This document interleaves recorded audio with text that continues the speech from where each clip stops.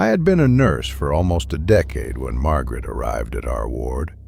A frail, silver-haired woman, she moved like she'd been carrying the weight of the world for too long. Her eyes were the strangest part, cloudy but sharp, as if she could see far deeper into a person than she should. She rarely spoke, and when she did, her words came out like scraps of unrelated sentences. Most people found her unsettling. Her room was unlike the others. On the small nightstand by her bed, she kept framed photographs lined up in perfect symmetry. At first, I thought they were family members.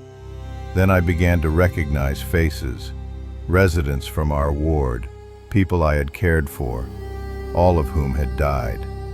Every time a new death occurred, a new picture would appear in her neat little row. And yet no one seemed to notice but me. I pitied her. She'd lost so many people. Maybe collecting their images was her way of holding on. I'd stop by more often than my rounds required, making small talk while I checked her vitals. Sometimes she'd smile at me in a way that felt approving. Then, one quiet night, she took my hand.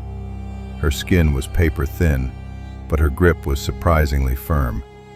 She looked at me with an intensity that made me shiver. "Sweetheart, I think I'm done now." She pressed something into my palm. I looked down. It was a small photograph of me, printed on glossy paper. My smile caught mid-laugh. I felt an odd twist in my gut, but forced a polite smile. She passed away less than a week later. I cried for days. I told myself that the photo was a keepsake, her way of saying goodbye.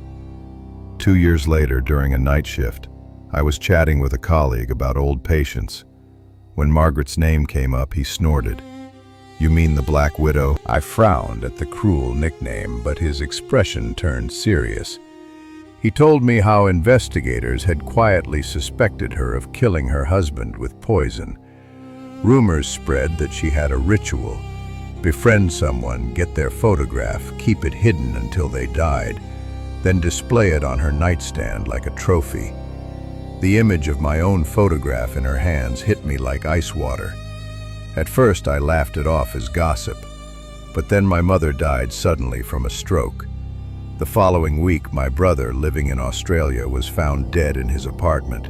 No signs of struggle, no clear cause. A month later, an old classmate I hadn't spoken to in years died in a freak car accident. I had photos of all of them. I burned the pictures. I thought that would end it. That night, the lights in my apartment began to flicker, and in the corner of my bedroom, half hidden in shadow, Margaret was standing. She wore a faded hospital gown. In her hands, my photograph. She smiled faintly, and then she was gone. The next morning, I packed a single suitcase. I sold what I could, left the rest behind, and disappeared. I drove until the road narrowed into gravel and the cell service died, finally finding a forgotten cabin deep in the Appalachian woods. No photos, no visitors, no connections to anyone. But the nights are long out here, and sometimes, when the wind dies and the forest goes quiet, I hear it. 3 soft knocks on the door, always just after midnight. When I check the window, there's no one, just the stillness of the trees, and the certainty that somewhere out there someone is holding my picture.